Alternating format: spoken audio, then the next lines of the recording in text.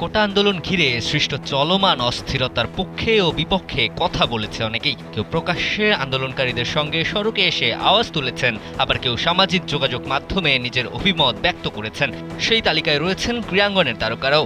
এমন পরিস্থিতিতে নানা শ্রেণী পেশার মানুষ যেখানে তাদের মতামত শেয়ার করছেন, সেখানে বসে নেই খেলোয়াড়রাও। চলমান আন্দোলন ঘিরে একটি ভিডিও বার্তা দিয়েছেন বাংলাদেশ জাতীয় ফুটবল দলের অধিনায়ক জামাল ভুঁইয়া।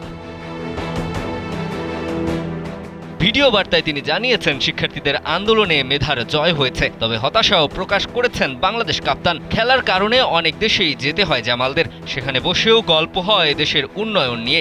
এমনকি বিদেশি বন্ধুরা যখন বাংলাদেশে আসে, দেশের পদ্মা সেতু, মেট্রো রেল ও এলিভেটেড এক্সপ্রেসওয়েগুলো দেখে তারা যখন ভালো কিছু বলে, তখন সত্যিই গর্বে বুক ভরে যায় জামালদের। বাংলাদেশের একমাত্র মাল্টিন্যাশনাল টাইলস ব্র্যান্ড আরএকে সিরামিক্স।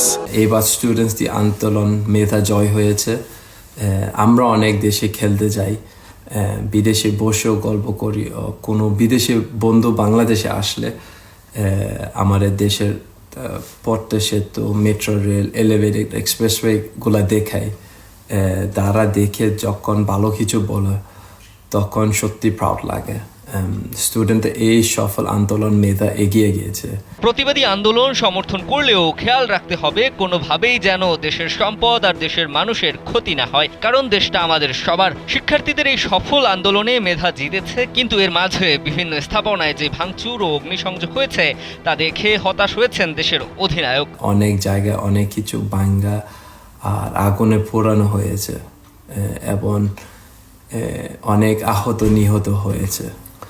আর প্রতিবাদ ও যৌক্তিক আন্দোলন সবাই সাপোর্ট করো, তবে আমাদের সবাইকে খেয়াল রাখতে হবে কোনোভাবে যেন দেশের সম্ভব আর দেশের মানুষের কেউ ক্ষতি না করে, কারণ দেশটা আমাদের সবাই আমরা দেশের সকালে স্টুডেন্টদের সাইডে আছি সব সময়।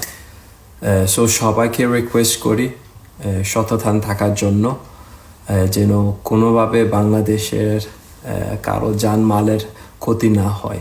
শিক্ষার্থীদের পক্ষে আছেন জামাল, তবে সবাইকে অনুরোধ করেছেন সচেতন থাকার জন্য, যেন কোনোভাবেই কারো জানমালের ক্ষতি না হয়। পাশাপাশি যারা আহত কিংবা নিহত হয়েছেন তাদের জন্য মন কেঁদেছে জামালের।